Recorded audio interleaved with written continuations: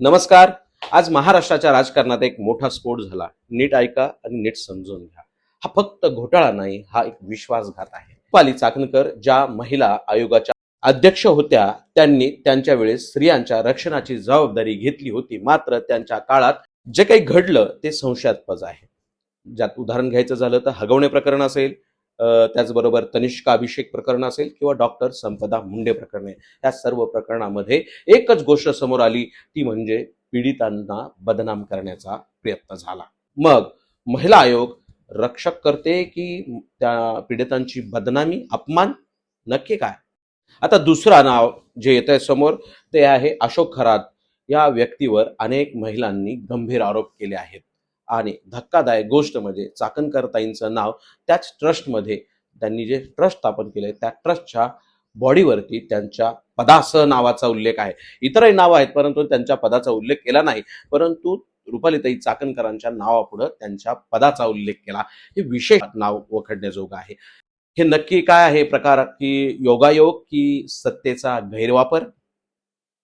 त्याचबरोबर आमच्या एका पत्रकार बांधवांनी 1 ते 1.5 वर्षापूर्वी या प्रकरण उघडायचा प्रयत्न केला, या प्रकरणातला पोलखोल करण्याचा प्रयत्न केला आणि त्याच्यावरती दबाव आणून त्याच्यावरती अब्रू नुकसानीचा दावा चाकणकरताईंनी दाखल करण्याची नोटीसही पाठवली. ती नोटीस आता आपल्या हातात आहे. म्हणजे ह्या पद्धतीने जर त्या दबाव टाकत असतील तर ही गोष्ट अत्यंत चुकीची आहे. त्याचबरोबर सुषमा अंधारेंनी एक आरोप केला आहे की चाकणकरताईंनी रात्री 2 वाजता किंवा अपरात्री फोनवरून महिलांना धमक्या दिल्यात.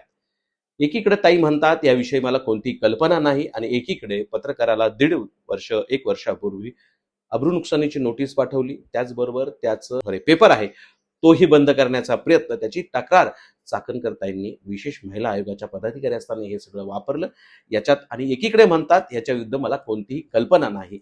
हा सगळा संशयाचा भाग आहे. या दरम्यान 19 मार्चला खरातला अटक करण्यात आली आणि लगेच 20 मार्चला चाकणकरताईंचा राजीनामा. देवेंद्र फडणवीस यांच्या भूमिकेमुळे हा राजीनामा जरी घेण्यात आला असला तरी याचा निर्णय सुनेत्राताईंनी घ्यायला पाहिजे होता. तो मात्र आजही देवेंद्र फडणवीस घेतात.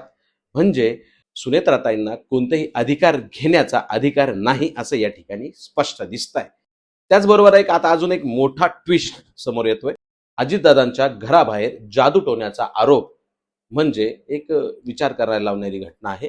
याला एक उदाहरण म्हणावं लागेल. जर आपलं घर सांभाळायला ठेवलेला माणूसच जर घराला आग लावत असेल तर त्याला नक्की काय म्हणायचं? मित्रांनो, हे फक्त राजकारण नाही, हे आहे सत्ता, संबंध आणि सत्य लपवण्याचा खेळ. आता निर्णय तुमचा आहे.